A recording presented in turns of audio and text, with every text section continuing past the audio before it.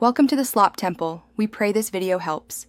You start now, head to the coordinates near the Aurora rec field or the dunes. Don't delay. Equip a Seamoth with depth upgrades and a repair tool so you can retrieve debris without dying. Use a hand scanner to tag propulsion cannon fragments as you see them. Once done, open the PDA and set a waypoint for each fragment to avoid backtracking. Make sure to keep medkits and oxygen on hand.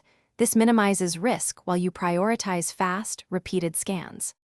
You now perform focused sweeps across wrecks and debris fields where the propulsion cannon commonly spawns.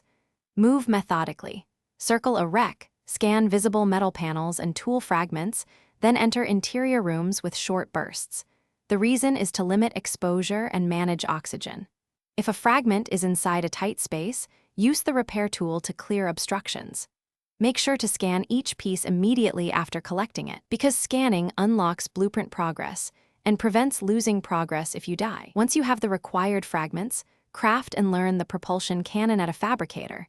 You should then assemble the device. You use it to shove large debris or to interact with movable objects. This is why retrieving it early speeds exploration. After testing, make sure the cannon functions by firing at small wreck pieces to confirm recoil and force. If the blueprint didn't unlock, go back to wreck interiors and double-check for unscanned fragments.